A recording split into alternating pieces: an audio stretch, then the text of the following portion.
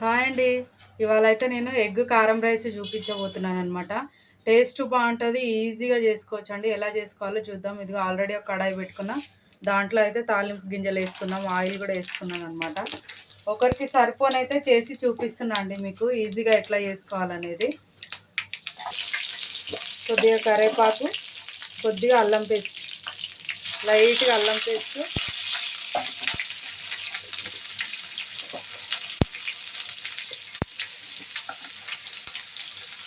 తగినంత ఉప్పు,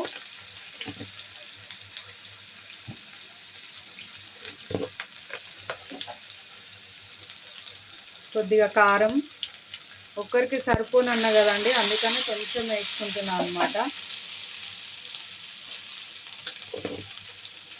ఇంకా ఒక ఎగ్.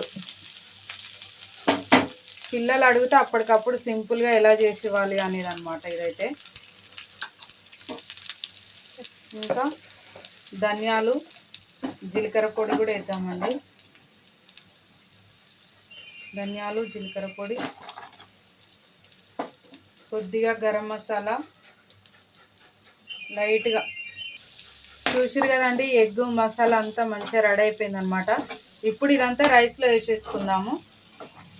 ఇది పెద్ద గిన్నె అయితే మంచిగా కలుపుకోవడానికి వస్తుందండి, అందుకని నేను దీంట్లో వేస్తున్నాను అనమాట.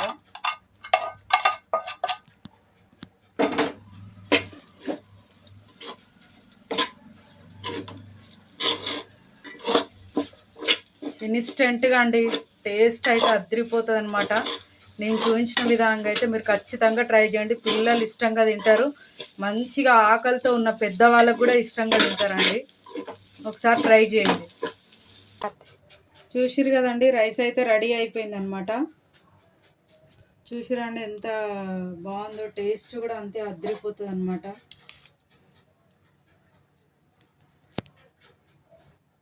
ఒకసారి ట్రై చేయండి, నేను చూపించిన విధానంగా అయితే చాలా బాగుంటుందండి. ఈజీగా చేసుకోవచ్చు అండి, ఇంట్లో అన్నీ రెడీగా ఉన్నాయనుకో. మసాలాలన్నీ ఫస్ట్ టైం మనం మంచిగా మిక్సీ పట్టి పెట్టుకున్నాం అనుకో, పిల్లలైనా పెద్దవాళ్ళైనా ఇలా అడిగినప్పుడు వెంటనే చేసి చిట్కలో ఇచ్చేయచ్చు అనమాట. ఆ తయారీ విధానం నచ్చితే కనుక ఖచ్చితంగా మీరు కూడా ట్రై చేయండి. ఇన్స్టెంట్ రైస్ అనమాట, ఎగ్ రైస్.